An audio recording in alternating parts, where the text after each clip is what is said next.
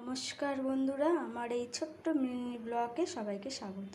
তো বন্ধুরা, আজকে আমি করব একটু পটল আর চিংড়ি দিয়ে কোপ্তা। তো এর জন্য আমি পটলগুলোকে এইভাবে ছাড়িয়ে নিয়েছি, বীজগুলো বের করে। এই যে বীজগুলো বের করে এই চিংড়ি দিয়ে এই নুন হলুদ দিয়ে এগুলোকে আমি এখন ভেজে নেব সুন্দর করে। আমি লাল করে ভেজে নিয়েছি। এর মধ্যে আমি কাঁচা লঙ্কা আর 2 রুয়া রসুন দিয়েছি।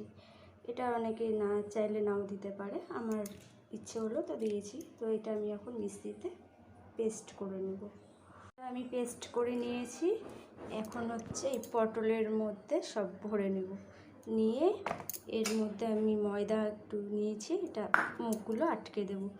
আর এর মধ্যে আদা জিরে আর লঙ্কা আর একটু পোস্ত পেস্ট করে নিয়েছি, একটু কাশ্মীরি লঙ্কার গুঁড়ো দিয়েছি কালারের জন্য।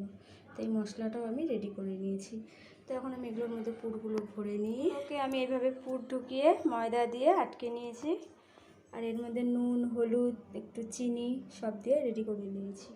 তো এখন এই কড়াইতে তেল দিয়ে দিয়েছি, এটা এখন ভেজে নেব। পটলগুলো আমি লাল করে এইভাবে ভেজে নিয়েছি। আর এই পটল ভাজার তেলে আমি দিয়ে দিয়েছি কালো জিরা। এবার আমি মশলাগুলো দিয়ে দেবো। এর মধ্যে নুন হলুদ মিষ্টি একটু চিনি দিয়ে কাশ্মীরি লঙ্কা গুঁড়ো দিয়ে সব দিয়ে আমি অ্যাড করে নিয়েছি। তো এবার আমি এটা তেলের মধ্যে ছেড়ে দেবো। তো এইভাবে আমি এখন মশলাটা অল্প আঁচ করে ঢাকা দিয়ে কষিয়ে নিয়েছি। তো এখন অল্প হালকা জল দিয়ে দেবো। যেহেতু চিংড়ি মাছগুলোর মধ্যে ভাজা হয়েছে, তো কালারটা একটু অন্যরকমই হয়েছে, চিংড়ি মাছের একটা এসেই আছে। তো যাই হোক, এটা ফুটে গেলে আমি এই পটলগুলো এইভাবে দিয়ে পটলগুলো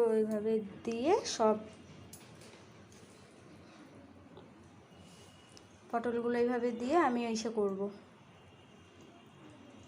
ঢাকা দিয়ে দেবো। অল্প আঁচ করে পটলগুলো হবে, সেদ্ধ হবে।